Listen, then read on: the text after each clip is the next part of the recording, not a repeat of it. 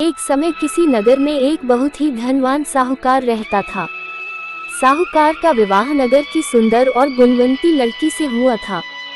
एक बार वो अपनी पत्नी को लेने बुधवार के दिन ससुराल गया और पत्नी के माता पिता से विदा कराने के लिए कहा। माता पिता बोले, बेटा आज बुधवार है, बुधवार को किसी भी शुभ कार्य के लिए यात्रा नहीं करते। लेकिन वह नहीं माना और उसने वहम की बातों को न मानने की बात कही।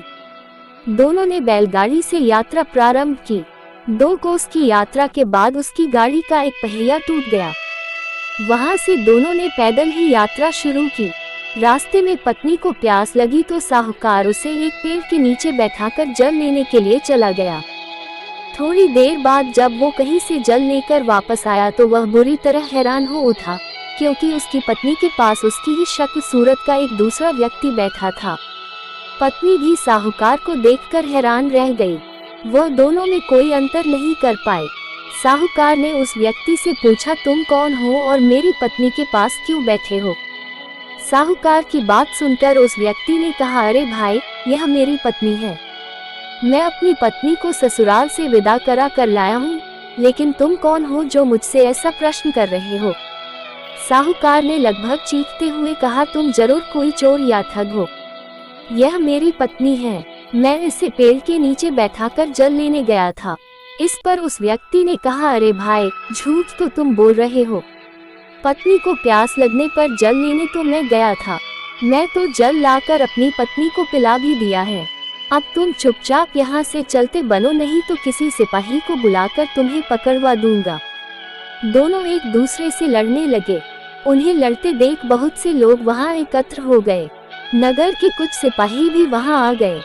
सिपाही उन दोनों को पकड़कर राजा के पास ले गए। सारी कहानी सुनकर राजा भी कोई निर्णय नहीं कर पाया।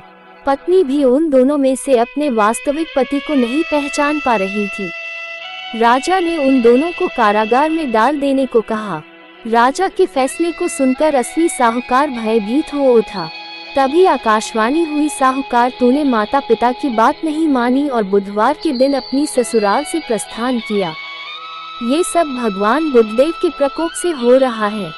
साहूकार ने भगवान बुद्धदेव से प्रार्थना की कि हे भगवान बुद्धदेव, मुझे क्षमा कर दीजिए, मुझसे बहुत बड़ी गलती हुई। भविष्य में अब कभी बुधवार के दिन यात्रा नहीं करूंगा और सदैव बुधवार को आपका व्रत किया करूंगा।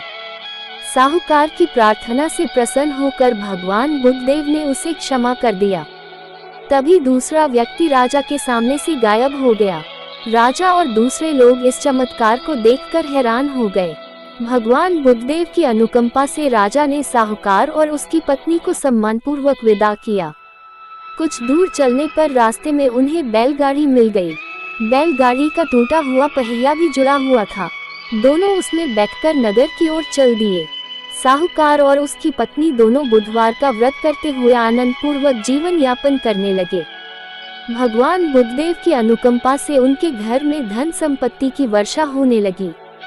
जल्द ही उनके जीवन में खुशियां ही खुशियां भर गई। बुधवार का व्रत करने से स्त्री पुरुष के जीवन में सभी मंगल कामनाएं पूरी होती है।